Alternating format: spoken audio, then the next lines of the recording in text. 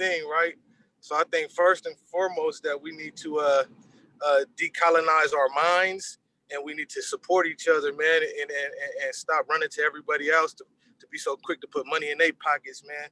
You know what I mean? Start supporting each other. Stop killing each other. You know what I mean? Stop knocking each other down. Stop being haters. You know what I mean? Show some mannerism, you know what I'm saying? Some respect, you know, like just saying hi and bye and how's your day going. That's what we need to kill. We need to murder the haterism. You know like crabs in a barrel. That's that's my opinion, man. That's my take. Yeah, but I definitely agree with you, man. But like I said, like you said, I mean, what you brought up was a valid point, being you know, everybody had their own views and everything. Everybody had their own religion. Everybody had their own beliefs. But like you said, you know, as far as the support system, man, if we can just start there, you know, and then go in these communities, you know, I mean, well, we had to start within ourselves in our communities. You know, everybody's in Southern California, Northern California. But what I'm saying is, you know, like if we can just come together and just, you know, put our differences aside. I know, you know, everything has history. Every community has history. But you can start from here, day one, and move forward and saying, hey, you know, for our kids, for our future kids, you know, we're gonna come together and, you know, rechange or reform our community. I mean, we're gonna be untouchable. Look how the Black Panthers did. You know, the Black Panthers, they had their own police, they had their own pretty much everything, their own, you know, clinics, banks, you know, free lunches and everything like that. And that was a powerful movement. You know what I mean? They got wiped out, you know, by history of, you know, they didn't want it to happen. Yeah, the drugs, everything like that happened. But I'm not saying we have to be like on the Black Panther level, but, you know, any start like of that same structure would be good. Absolutely. Well, I don't want to take too much of y'all time. I know we're going to get after it. I'm going to turn it over to Brother Brett Kennedy to start us off. We got our special guest from my hometown, Sister Laila Aziz. She's a frontliner. She be on the front lines, you know, with police accountability, protecting the community, holding politicians accountable. I mean, I was watching her Facebook post. She had forced the city council to pick up the recyclables. You know what I mean? Making sure that our tax dollars go directly to what they need to go to. Respecting the elders in her community. She's about that life. I'm excited and honored to have a sister that, you know, whenever there's a protest and someone gets locked up, she's on the front lines, making sure that they're being bailed out. She's on the back end, making sure that politicians are being held accountable, holding their feet to the fire to the community. She's known as an agitator, as an activist, as a person that's liberating Black folk, no matter what happens. So I'm proud and I'm honored to have her really join our space. She works with the pillars of the community, and she can expand a little bit about her role over there. Brother Malcolm's in tap with her and in tune with her.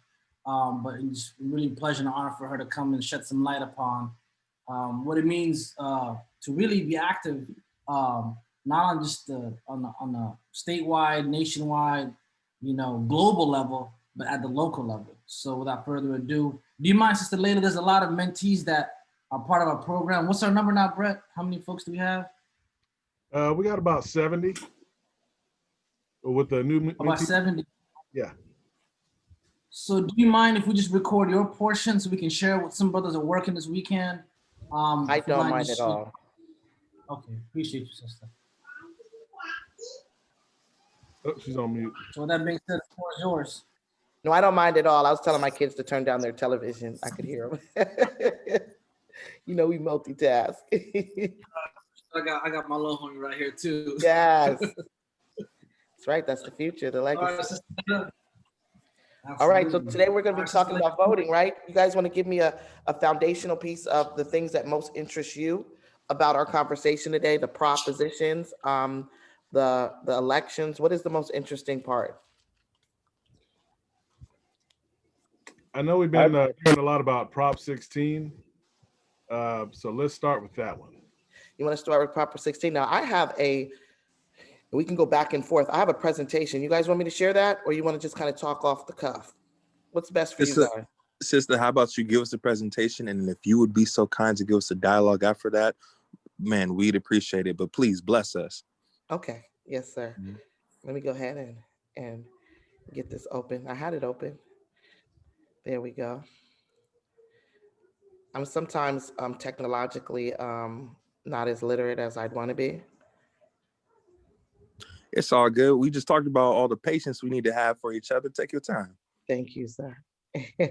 I know some people are on their phones too, so I'll try to um, speak. Now, can you guys see my, it looks like you guys can see my screen because I can see it's on the sides. Yeah, So I can this is see. a presentation that we did. I left this title presentation here is because I didn't actually make this presentation. Ana Laura did. And I want to give her flowers because she stayed up all night, made this for the emoji kids. But this is one, I gave some feedback, but she made this presentation. So I want to make sure that we always, anytime we're using anybody's work, that we're giving them credit for it. And they know that they're greatly appreciated. That's one of the best things in organizing, or one of the most focal things is trust and accountability. And so let's talk about some voter information, y'all. Key dates. We have some new voters here, right? All registered voters are going to start receiving their ballots in the mail October 5th. October 19th. What's today? The 17th.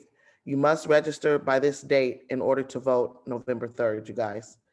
2 days is the deadline for voting. November 3rd is election day. Your process is you fill out your ballot. You do not need a stamp on your ballot. This is brand new. So if you're talking to older folks, they might say, you have to put a stamp on that because this is the first year. You don't need your stamp on your ballot. And you drop it off at the mailbox location. You can drop it off at the registrar of voters, anywhere that you can also track your vote. So you can track where your ballot is going, because a lot of people say, my vote doesn't count. You can also track to make sure that they counted your vote on the registrar of voters site, depending on the county that you're in. And if you don't mail your ballot, they're going to have local polling places, and those are going to be open for the first time on different days. Normally, the registrar of voters is open on like you can vote before the election if you go to the actual registrar, but they're going to have some other polling places that you're going to be able to go to vote to, where you can vote, and that's going to be from 8 to 5 p.m. And then on November 3rd, which is election day, they're open extended 7 a.m. to 8 p.m. So there will be areas, and of course, to track your ballot. This is local. We understand a lot of you guys aren't local, so I'm not going to give you that. Let's follow the money. These are the propositions we're going to be talking about today. And in these propositions, you can see the yeses and the nos and the amount of money that was spent. Something like Prop 15, you have a lot of money being spent by businesses, by corporations who are trying to fight this bill. And we'll talk a little bit about that. Prop 19, for the yeses, you have the Association of Realtors. It costs a lot of money to run a ballot proposition. You have to have so many signatures, and most of the time, the only time that they really get it on the ballot is with paid signatures, and they get paid sometimes from $1.50 to about $3 a signature. Also, advertising to run a successful ballot initiative, it's going to cost you between $5 to $10 million just for the pieces to get it on the ballot, and for people to have a basic understanding. With ads and other things, it's going to cost a lot more. That's why you see Prop 23. Look at that heavy spending there on the bottom. Look at Prop 22. If any of you guys use Uber Eats, Uber, Lyft, Instacart, you're getting messages on your app right now to say yes to 22. That's a big initiative for these guys, and they have spent a lot of money to beat to say yes to Prop 22 and beat something called AB5.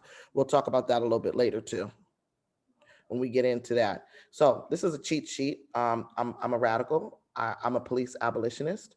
I believe that the police do not stop crime. Well, that's a fact. They investigate crime, but we also need to build the capacities in our communities and have the investment in our communities for violence prevention. I do not believe in anarchy. I do not believe in violence. I believe that with the correct funding and a reinvestment, those in an investment on eliminating poverty, those are the things that are going to help the harm that's been done to our community historically. If you have something bad, somebody said, stop the genocide. My kids wear a shirt that says that. If we have something that we don't like, in order to fix that, I don't think slave traders or slave patrols are probably the best way to stop the genocide. We really need that investment in our community and youth violence programs and programs like this that are heavily funded so you guys can do the work that you do and we can get on the ground. In San Diego, we have certain communities that don't even have a place where a kid can get on a computer. That's probably like that in other areas too, where you guys are from. So my Defund the Police voting cheat sheet talks about some of the propositions that are yeses and some that are nos. Prop 15, 16, 17, 18, 21, and 23 are yeses. Prop 20, 22, 24, and Prop 25, which is going to get, hopefully, we can have some good conversation around Prop 25. Those are nos. And Prop 25 is going to be cash bail. Let's talk about Prop 14. Some of them I'm going to go quick because I want to focus our attention on things that I think that the young people on the call and the mentors on the call would want to discuss more. So Prop 14 is a stem cell research bill. If you've been voting for a long time, these things are always on the ballot. And it's going to give money to stem cell research. And we already had Proposition 14 that authorized money. So, well, a proposition before this one that authorized money. So now they're asking for more money in bonds to provide funds. And when they say stem cell research, they're saying that they're creating or looking at cures for cancer and cures for other diseases and medical technology, to take that technology to the advanced stages in stem cells. So a yes supports issuing the $5.5 million. A no opposes issuing that. Pretty much a yes. It's not a strong yes. This is not something that it means a lot to our community.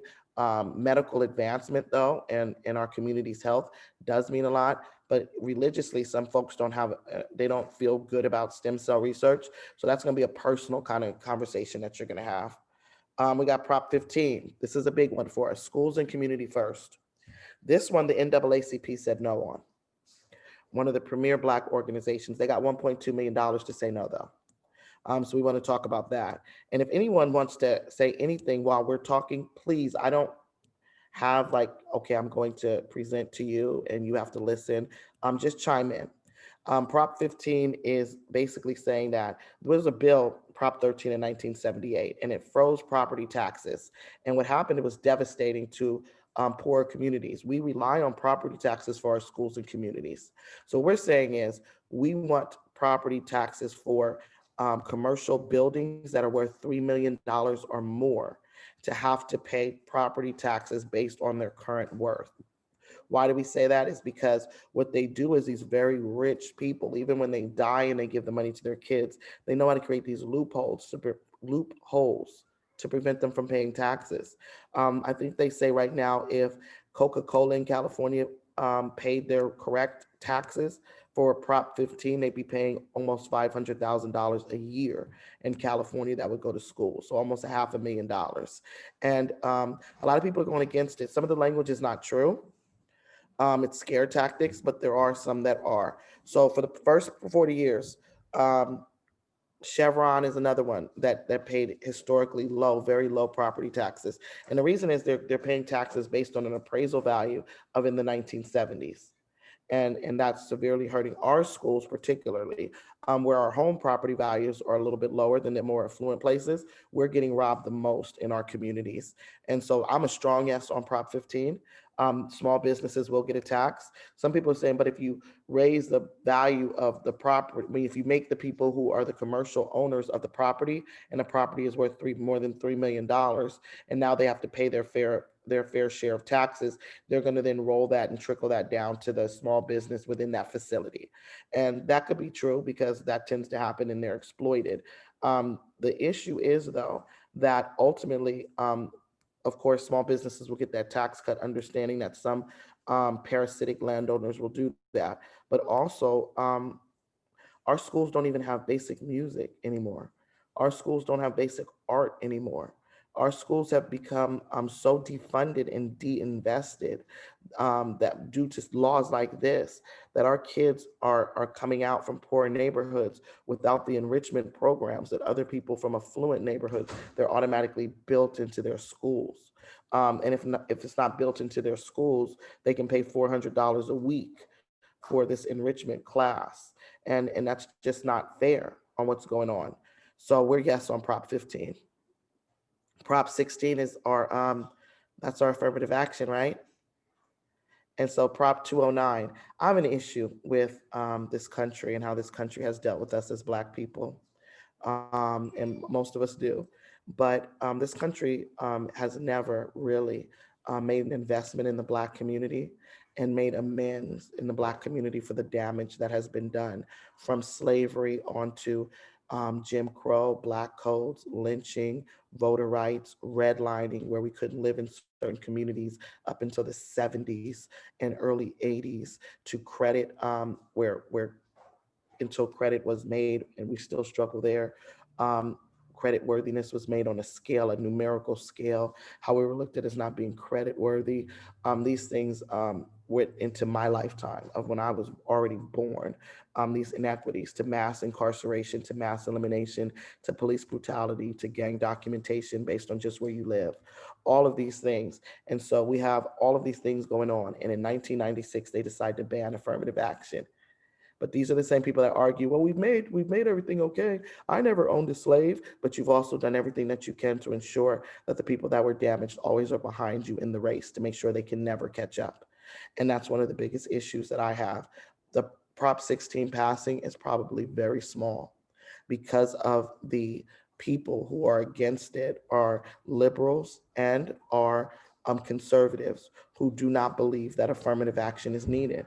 When initially affirmative action, the people that took the most advantage of it, of actually a point system where people of color and blacks and women, white women, are able to enter institutions and jobs that they normally would be looked at as not being sufficient for because of things such as schooling and ability to take certain classes to get ready for college, and the ability to have the money like Prop 15 is going to put in to ensure that you're ready. And if you need SAT prep, all of these things, they gear our kids to go to community college first and transfer. And we're saying that our kids can go to four-year institutions, even though I love community colleges. And we need affirmative action to bring them there. After this bill passed in 1996, I think in our UC system, our Black student enrollment just tumbled. It went to rock bottom level because of the lack of looking at this. And these are students that did well within those systems. So this is not a conversation about ability.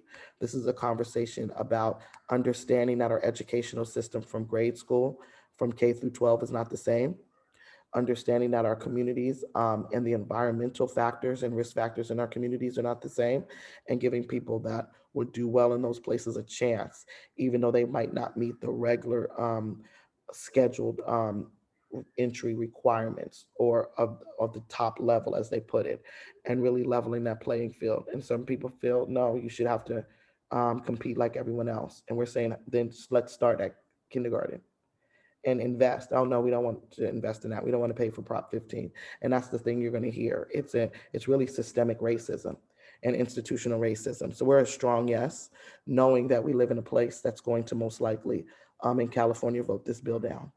So just be prepared. I call them stop test, when I really look at different majority groups within California and voting to see how will we be able to get this passed, and it doesn't look like it. And wage discrimination, government contracts, when we look at those and our ability to even compete to get these contracts, it just keeps us out of the cycle. So we have this monopoly game that we're still trying to play. Every single time we're still going around the board, but we're getting put in the go to jail. We're not allowed to buy Broadwalk or any of those good properties. And we're pretty much systemically taken out. And ensuring all California students have equal access to higher education. That is very important to me personally. We're only one of 8 states that bans affirmative action. So this is not a United States thing even. California is one of 8 states that doesn't think we should do things fairly. Voting, Proposition 17. We've been fighting a vote since the vote has been there. Beginning as Black people, we couldn't vote. Then Constitutional Amendment 15th, the 15th Amendment allowed us the right to vote. Well, Black men. But if you went to vote, they were going to kill you and castrate you and hang you from a tree. And so that was an issue. Women still couldn't vote until the women's suffrage movement in, what was that, the 20s, 30s. Black women, it didn't matter to me to know that day because I still couldn't vote, because if I tried to vote then, they were still going to hang me from a tree. And so in 1965, you had the voter Registration Act or the Voters' Rights Act, which Rep. John Lewis was trying to bring back because we're still having voter disenfranchisement in this country. For some reason, this country does not like Black people to vote. And a lot of us say, well, our vote doesn't matter. It matters to them for whatever reason, because we've been killed trying to do it. And I'm not saying voting is the way we're going to get free. That's a tactic. It's one of a tactic that should be many in a toolkit. And I think that's very important to know. Malcolm X used to say, use your ballot like a bullet. The Black vote, and that's where you're getting this Ice Cube thing from, because the Black vote is something that's courted. And you ask why? We're not as high as Hispanics in not even just California in the United States of America. Why is the Black vote so important? One of the reasons is we vote together. We vote in a block, so we can take someone out at any time in certain battleground states. Another thing is the battleground states are former slave states, or states that slaves went north. Those are those Midwest states when they escaped slavery. It's not California and the West Coast and the East Coast. Those aren't really the battleground states unless you go down south in the East Coast. And those battleground states have high blocks of Black voters that can turn an electoral college upside down. And they saw that with Obama very clearly when Blacks came out to vote in huge blocks and pretty much gave him a win that couldn't even be argued, where other presidents win and they lose the popular vote. You saw Bush lose the popular vote, and you saw Donald Trump lose the popular vote. They didn't have the majority of voters to win. They had the electoral vote, electoral college votes, which gave slave states numbers of electoral votes that are higher than their actual population. Those are some of the ways that this country made itself, by the slave states dealing with the northern states, because slave states have always been more rural. So they gave them these electoral votes. Well, that bites them when we're going into battleground states and Black people then have to be the deciding factor. And that's what they're fighting for now. And that's why your Donald Trump is talking to Ice Cube and different people, not because he wants us to vote for him, but he doesn't want us to vote for Biden. And our monolith has stated that when we don't like something, we just don't show up. And us not showing up is okay to a Republican who knows we're not going to vote for him. So, and I'm not saying we used to be Republicans, but as of now, Black people in the monolith do vote Democrat, and that's a problem. So when we look at voter enfranchisement, you have places like Florida, if you had a felony, wouldn't let you vote for your life. So you had 2,600 people in Florida who couldn't vote for the rest of their life because they got caught driving without a license. The only places you don't have voter disenfranchisement if you're caught up in the criminal justice system are states that are about 80 to 90% white, and that's Maine and New Hampshire. And the reason you don't have, they can vote in prison. They never lose their right to vote. But then in places like Florida, you had altogether 1.5 million people, mostly Black and brown folks who could not vote, and poor whites who could not vote for the rest of their life. You have voter disenfranchisement in Virginia based on felony voting, where the Virginian governor saw Hillary Clinton was about to lose the race, so he gave all the felons the right to vote. Not because he cared about his voting and he thought we were human, but because he wanted his Democrat to win. The Republicans sued and he had to handwrite each one of those during that 2016 election. So this year, Florida worked to get their folks the right to vote. I think they enfranchised about 1.1 million folks. And so what did the government do? They instituted a poll tax and said, if you didn't pay your fines and fees, you cannot vote. In California, you cannot vote if you're in prison or on parole. We're saying, why, when a person gets out of jail or prison, prison, why is a person on parole not able to vote? Not only is it unfair, but it causes confusion, because they're pillars of the community. When we go out to register voters, a lot of them say, I can't vote, I'm a felon, which is not true. So we have to do a whole education around that. And that has to do with just misinformation. Some people can vote, some people cannot vote. We are a very strong yes on Prop 17, which will allow anyone who is not in prison the ability to vote. I was upset because when we first started this work, we were trying to put voting booths in prisons. And that's what excited me the most. I don't think you should ever lose your right to vote. There's too much behind that historically for us. And, people compromised, and here we are. So right now we're trying to give parolees the right to vote. That's about 50,000 people who will be able to vote. And that's a strong block. Proposition 18, that allows 17-year-olds to vote in the primary and special elections if they'll be 18 by the general. So basically, it's based on fairness. We're a strong yes on that one.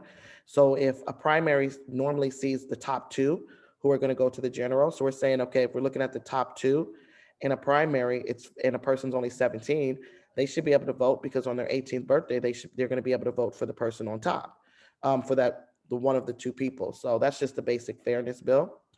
Prop 19 is a no. It would allow California homeowners who are 55 and older, have a disability, or have been impacted by wildfires or natural disasters to take their current property taxes to their new home if they move. And they would also limit the tax benefit of familial homes. That means homes that you give to your children and different things in order to claim lower taxes. This is a rich people bill. So they have another bill on where they don't pay their fair share. So we're strong now. Pay your fair share.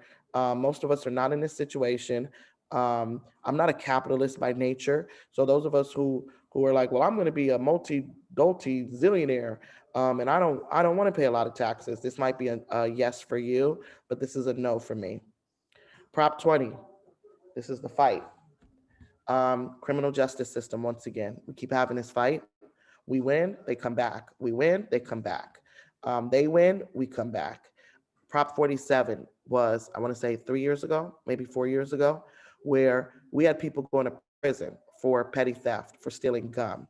We had people going to prison for someone giving them something that they stole, for receiving stolen property, a radio, and they would have it, they bought it, and then they go to prison. We have people going to prison for being mentally ill. All of these petty crimes, we said you can no longer go to prison for, you cannot make them felonies.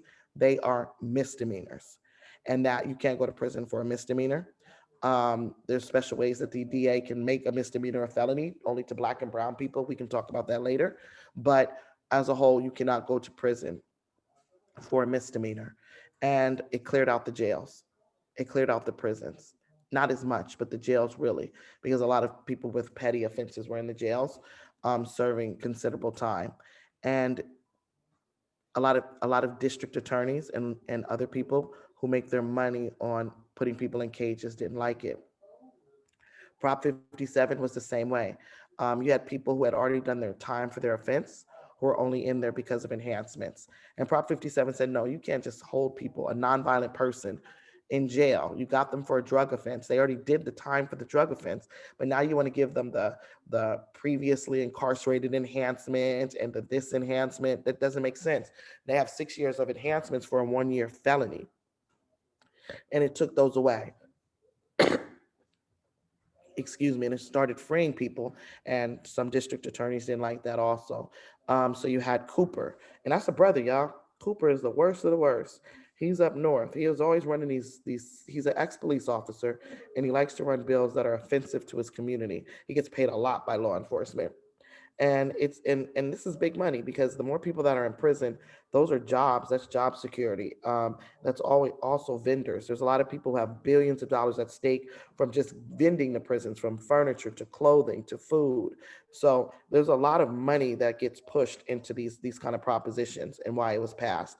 So they're doing a scare tactic. They're saying that rapists are getting out, which makes no sense because sentences are decided by the California legislature.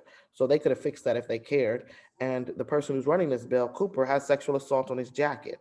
So we're going out as a strong no, but not only are we a strong no to Proposition 20, we're fighting this on the ground. So today at noon, we're doing some free phone banking at Pillars around calling residents, telling them no, no, we call it hell no on Prop 2.0, because this bill will put Black and brown people and women. I know women who've gone to jail for stealing Tylenol, a woman, and she lost her kids to adoption because she went to prison for $3 worth of Tylenol because she had cramps. This is unacceptable behavior of how our legal system was working.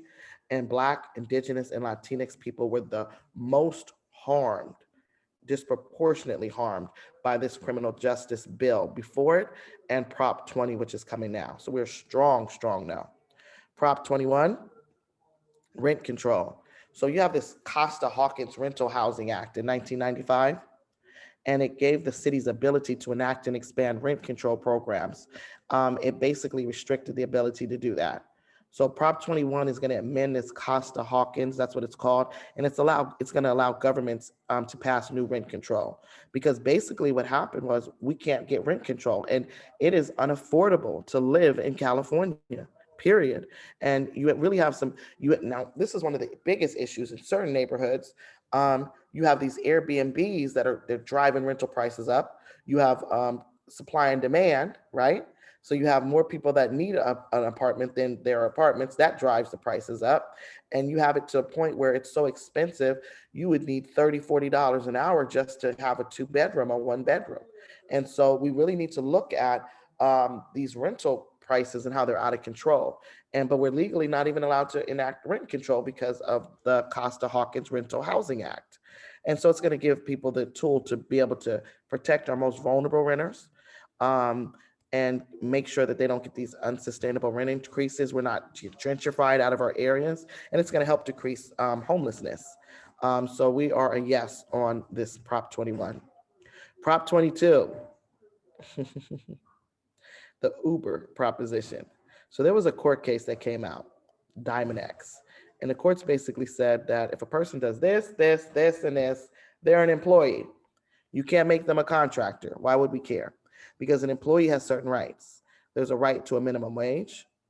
There's unemployment insurance. So if you're laid off, you're still given insurance. You can apply and you're able to take care of your family. There is, what is it called? Workman's comp. If you're hurt on the job, there are basic things that you get from being an employee. Even medical benefits by law. If you're an employee, you have to have. So contractors, which Lyft, Uber, Instacart, Postmates, DoorDash, all of those people that drive for them, and some of you young people probably drive for them, a lot of young people do, you guys are considered contractors, so you don't have those same things. And so people are saying, no, if you're an employee and you have this, and this, like the Dynamex court decision said, then you need to employ these people and give them employment protections. And so they passed something called AB 5 in our California legislature, and it really made a lot of people mad. It made some contractors mad because they said if you're a rapper and if you have a gig where you go here this, and this many times and you're this, and this, you're an employee. You need to be hired by that club. And so you had a lot of artists saying that's not fair. You had DJs saying that's not fair. And then, of course, you had Uber and Lyft with the big dough saying that's not fair, and they put their money up. This one's a no. Um, I've been swayed in the last couple of days by some Uber drivers, even though I do believe in labor and workmen's protection. They are strong yeses. So we're probably going to have a conversation with some of you guys about this and about Prop 22 and what are the good and the bads out of that. Prop 23, but let's know that regardless of what you say as a contractor or an employee, Uber is getting that bag, and Uber's not giving that bag to you. So we can have a further conversation on that. So Prop 23 establishes state requirements for kidney dialysis clinics. This one's interesting. This is just labor fighting with these medical care facilities that are opening up these kidney dialysis. So we're vote yes. People who look into it, like myself, even though I'm a yes, it's not a, oh my gosh, yes, this is such a big deal. Basically, it's workers who are a labor union, SCIU, who's coming in and saying you're not paying your employees right, and they found a loophole in it. And so they're going to make them have to be regulated in order to look at that and have labor come in. And they're saying that because it's not safe because it's not regulated. So depending on how you look at the government and the government's position within these kind of medical and healthcare and different things is how you'd vote. We're a yes because we have allies. So we fight criminal justice bills. We do it in alliance with labor many times, and this is not harming anyone, but very, very rich people, but not the people who are on kidney dialysis, in our opinion. Some will say differently, but we are a yes. You can be a no. We're not a monolith. Proposition 24, we're a no. It's the Privacy Act, giving consumers the right to find out data companies are collecting about them, to opt out if collected, and to have that data subscribed. While Prop 24 claims it expands our privacy, it actually weakens it. And we're having some big problems with the government being all in our business, from tapping our cell phones, putting spyware on our cell phones, They have these street lights with these cameras on them in California, in San Diego. And so as far as just giving the government more ability to get deeper into our privacy is a no. Proposition 25. Money bail. I think that's the last one we're going to do today too. So let's get an understanding of bail first, in case someone in here has not been arrested or has never had a loved one arrested where they had to give money for bail. Normally, the police pick you up. It's not based on them knowing for sure you did the crime. It's based on they probably think you might have done something or you probably might have had something to do with it. And so they arrest you, and there's a bail schedule. Judges make bail schedules for the counties. So there's a bail schedule with every penal code, and it has an amount on it. And you can Google bail schedule for your area and see the bail schedule. They're all published. And so you're arrested, and you're detained and arrested, you're incarcerated, and you get this bail amount based on this penal code they said you might have done, right? Not reasonable doubt, you didn't do it for sure, you might have done. And so you're in there, you're like, I didn't do that, I need to go. You have a bail amount. The problem was bail was so high, in California specifically, that you would have to sit in jail. Or what would happen is you would have a $50,000 high bail, and a bail bondsman would say, well, give me 10% of that. So you give them the 5,000. I do my math right? And they let you out. And this person is supposed to, this bail bondsman says they'll help you get to court. Normally they tell you your court date, you're responsible for going. But then you get there and they say, oh, our bad. You're Josh? Oh, we thought you were Mike. We arrested the wrong person. Nah, go home. We dropped those charges. That wasn't you. You still never got your 5,000 back. So you lost 5,000. They called it predatory cash bail. We said we want to abolish cash bail. We want to do it now. I'm going to put you guys on hold real quick. I need some water.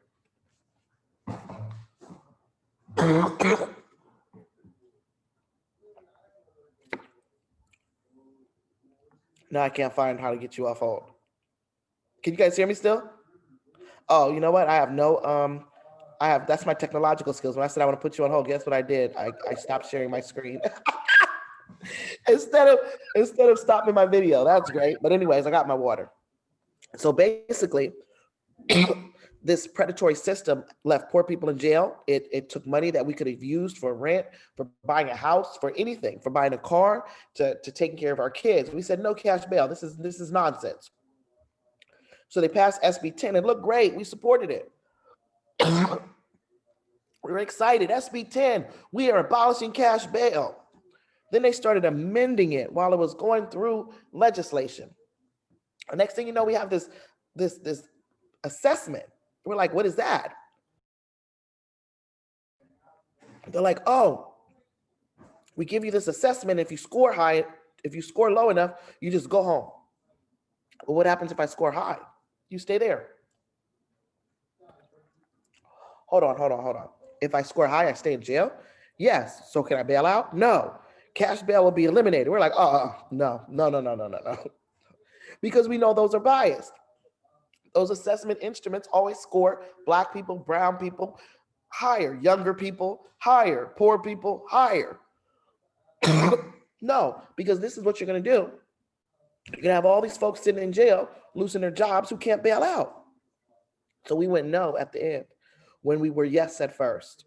And a lot of people are still yeses because they say, no, let's just take the step. Let's abolish cash bail and let's fix it as we go. We're like, well, fixing it as we go is scary for me because number one, now you got all this money going to probation. So you've just shifted money in the law enforcement. So that's not working for me. We are not trying to build up different entities of law enforcement in our communities. We're trying to invest in other things. And you guys keep just shuffling the deck. And so we were no. We don't know which way this bill is going to end because there are a lot of conservatives who are also no's. So your more radical leftist people are with your conservatives on this one. Your more centrist people are still a yes. So we shall see. And these we're not going to go through. These are local measures. So we can stop there. I'm going to stop sharing my screen on purpose now. And let's have a conversation.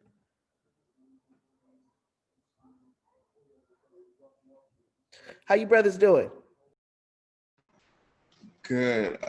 Miss Lala, I wanted you to kind of reiterate for us just the importance of the notion that we have to get rid of. Um, I want you to just kind of break that down as far as why it's so important for us to vote. Like, I feel like that needs to be reiterated to us so that we can digest that a little more. Okay, George. So you want me to reiterate kind of the importance of voting? Yes, because I had a conversation with one of my brothers yesterday. I kind of peeped that he was kind of on edge as far as voting. And I tried to educate him as far as not solely focusing on the candidates, but actually tapping into these propositions that are literally within your own community, right? That's So right. just going based off that, I think that's a good thing to reiterate to us. Where do you live, George? What? Right now in Riverside, Marina Valley area. Okay. Have you ever been stopped by the police? Yes. Have you ever been asked if you were on probation or parole? Yes. Have you ever been asked if you were in a gang? If I was in the gang, yes. All of those come from voting. At some point, somebody voted on a policy or something that would affect your life, and that's why they asked you those questions. Okay. Mm. Um, right now, because of the 1988 STEP Act that was voted on, black and brown men are documented from being in gangs and are not in gangs. They're documented from being in gangs because of where they live. That was based on a vote. Prop 21, a terrorist act on the black and brown community, led 33 black men to jail who had never committed a crime only because they were documented in a gang. One of them is Aaron Harvey. He attends Harvard. I mean Harvard, Berkeley, the Harvard of the West Coast, Berkeley. But Right. but this is someone they tried to send to prison for the rest of their life because someone voted, a lot of people, for Prop 21 in 2000. And I wasn't voting then, and I was an adult. I didn't feel that what's voting? What's the point of that? They're gonna get who they choose anyway, right? Mm. And now you can track your vote. Now you can track your vote and see if they actually chose, if they actually counted your vote. But everything that has harmed us has been through some legislation. That's just how this country works. And so sometimes we have to just come step to the table and say, let's protect ourselves together with this, and let's vote together Mhm. as Black people, understanding the harm that has been done to us as Black people. I'm not excited about Biden or Trump. Who in here is? Right. But I'm about to vote for my life because you're not about to send my people to prison because they stole a burrito. I've seen you do that before. I've seen you give Black men in college a robbery charge for stealing a burrito out the school cafeteria Wow. and destroy his life. That's why I'm voting. Amen. Sister, thank you so much for saying that. No, thank you for fighting that fight with folks and really being in the community, breaking that down. Hey, Matthew, you were gonna say something? Yes, ma'am. I just want to say first and foremost, thank you so much for laying that down. Now, as you were talking, I was taking screenshots of your points. So, I wanted to ask you a question about a few measures specifically based off your information. Yes. Yes, ma'am. So, um, hold on, just bear with me 1 second. I want to pull up the right slide.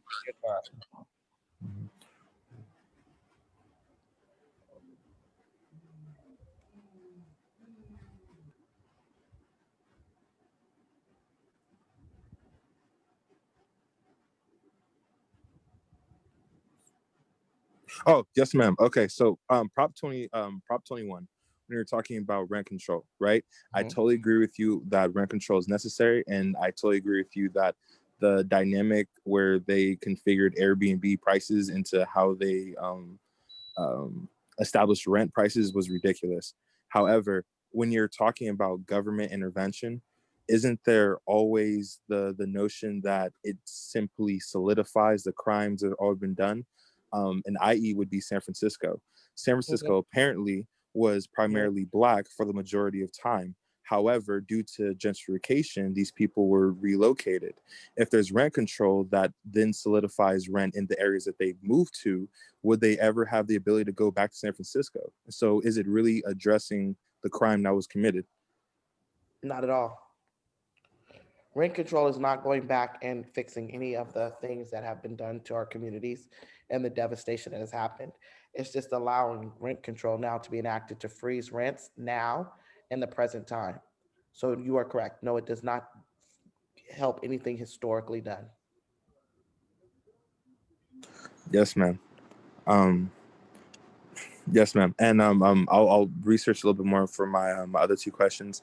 I also had a general question when we were talking about the whole um, Ice Cube thing and the whole plan, if you will, right?